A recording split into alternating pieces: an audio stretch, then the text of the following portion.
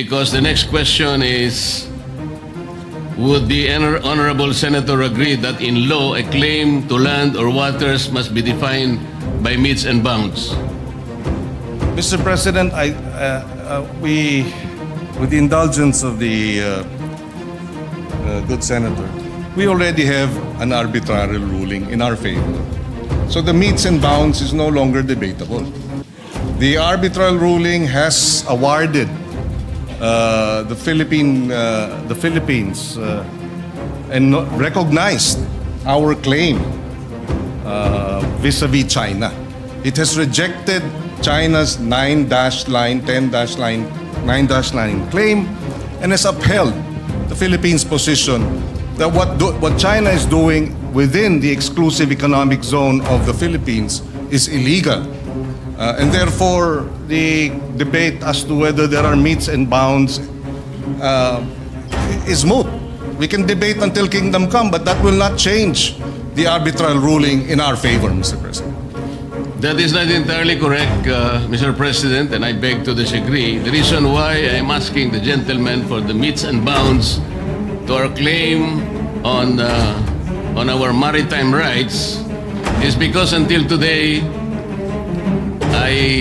I would like to believe that there has not been any specific computation or coordinates of the West Philippine Sea. I'd like to ask if is the limit of our exclusive economic zone is specifically the 200 nautical miles from our archipelagic baseline, or is it provided under Administrative Order Number 29, the westernmost boundary of the Calayan Island Group, as defined under Presidential Decree 5096, or is it defined under Republic Act 9522 of 2009, or Republic Act number 12064 of 2024?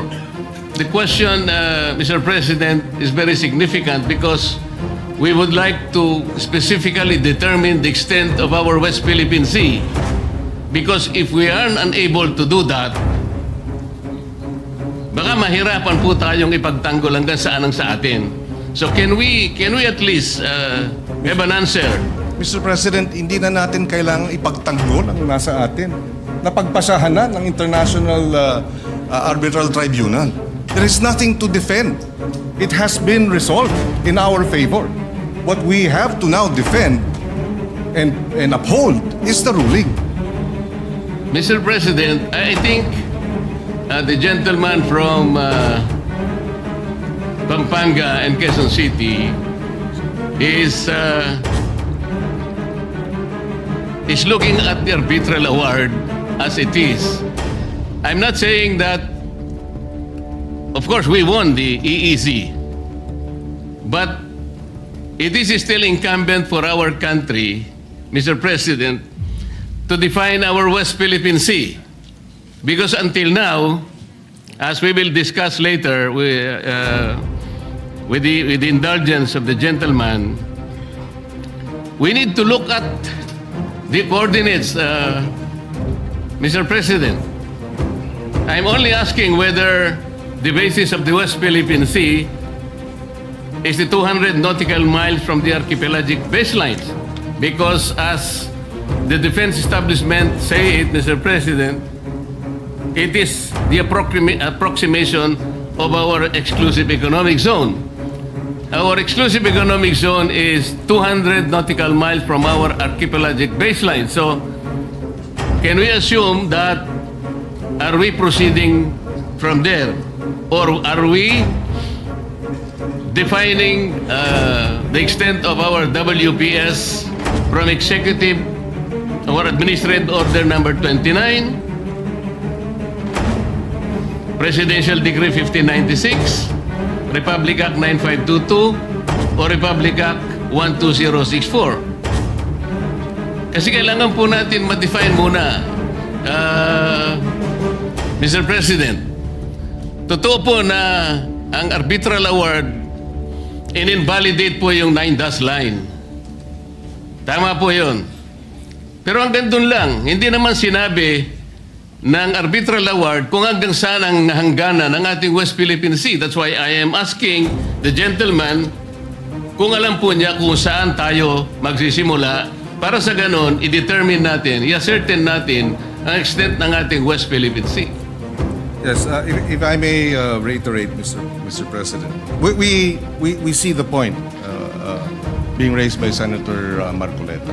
He mentioned Administrative Order Number 29, which defines the West Philippine Sea. It was issued in 2012.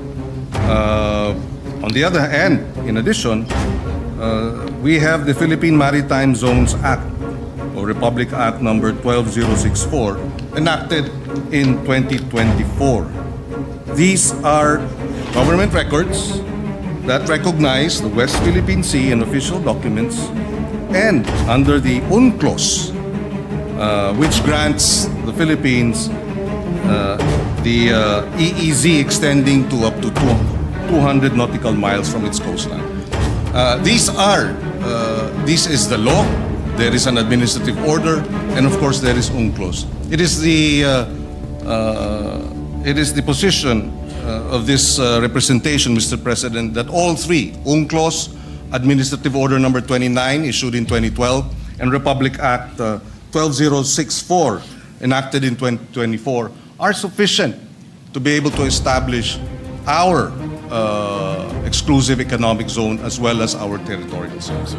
So, Mr. President, if the answer is that Administrative Order Number 29, which is the westernmost boundary of the Kalayaan Island Group, as defined under Presidential Decree 1596, is the very source of our determination of the West Philippine Sea,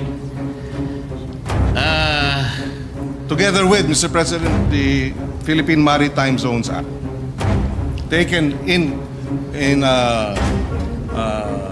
conjunction with.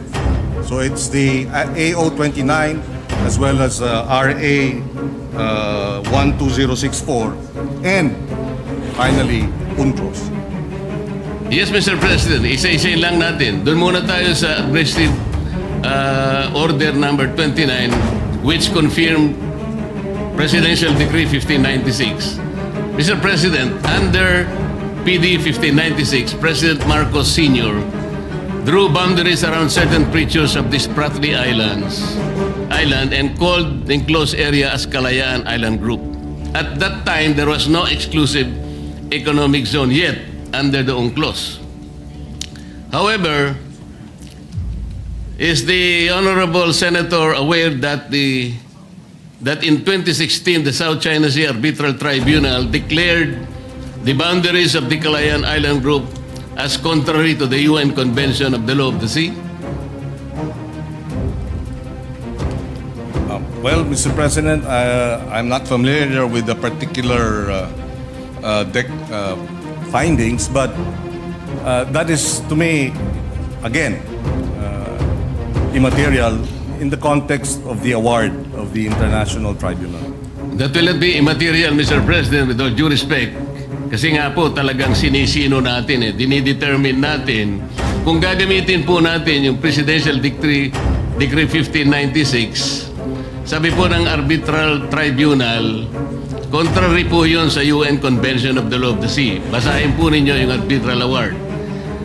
Nandun po yun sa paragraphs 573 to paragraphs 576. Sabi po niya, China and the Philippines has no right to enclose the Spratly Islands with the system of archipelagic or strait baselines, as though there is a single group islands or an offshore archipelago. Yun po yung sinabi. Kaya nga po, I am pointing this out, hindi natin magagamit yung 1596, not even Administrative Order 29. Kung sasabihin naman po natin, Mr. President, yung 9522 na banggit nila, is the Honorable Senator aware that Republic Act 9522 merely defined the Philippine archipelagic baselines from which to measure the territorial sea, exclusive economic zone, and continental shelf. Yun lang po ang ginawa noong 9522.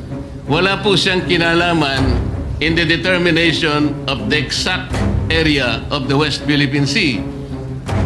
Na-define lang po yung mga baselines natin para doon natin kwentahin yung ating territorial sea, yung ating exclusive economic zone, at saka yung ating continental shelf. Alam natin, ang EEZ at saka continental shelf, 200 nautical miles from the baseline. Territorial sea is 12 nautical miles from the baseline. Ngayon po, Mr. President, kung halimbawa ay babanggitin natin ang Republic Act 12064, ito po yung 2024 law, ang may problema po ito Section 2 of Republic Act number 12064 defines the West Philippine Sea as follows.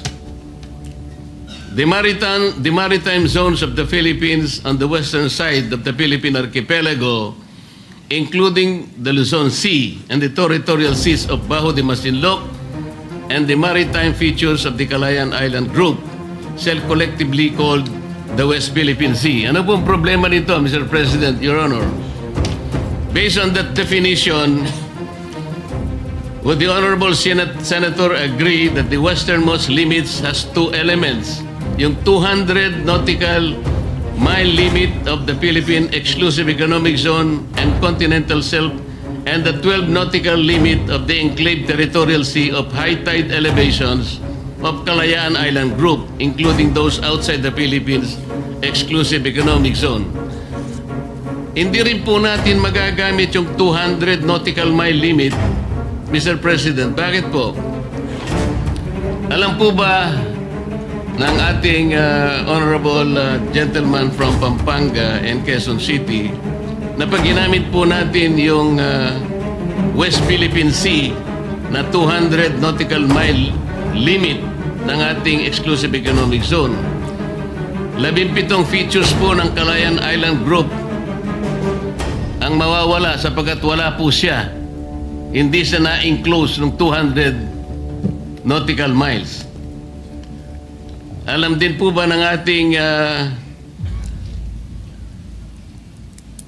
honorable senator that four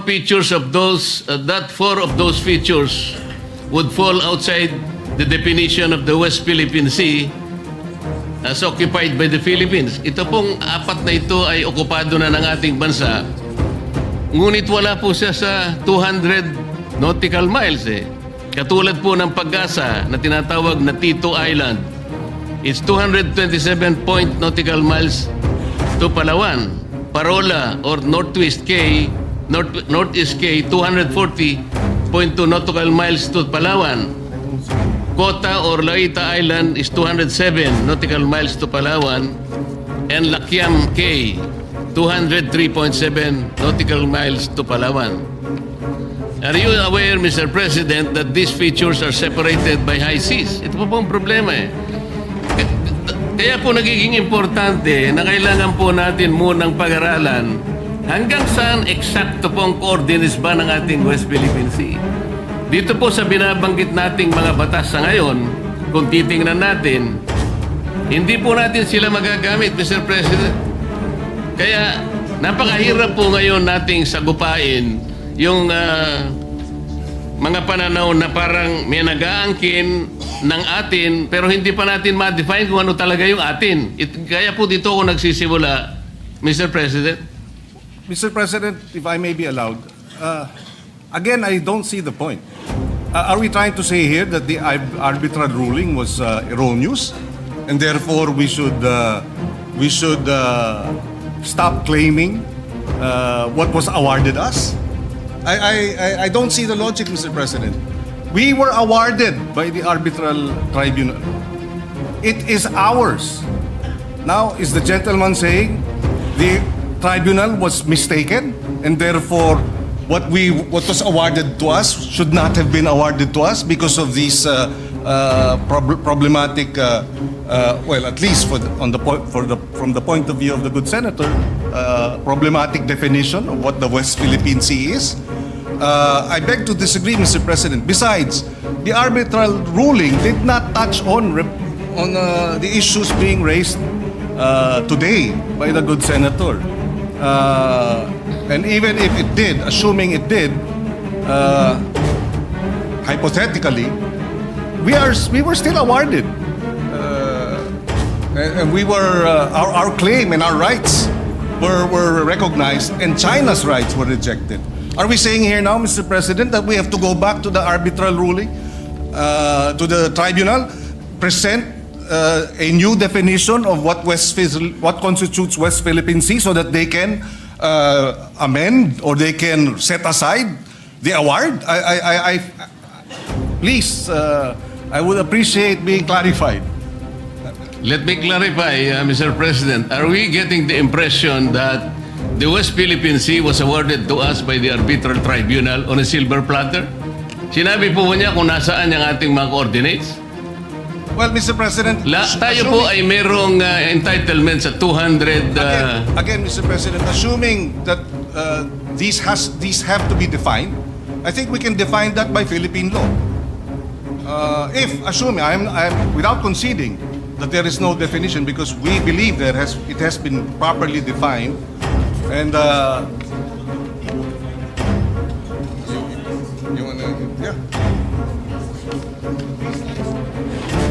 maritime base. Oh, we were not in the Senate then, but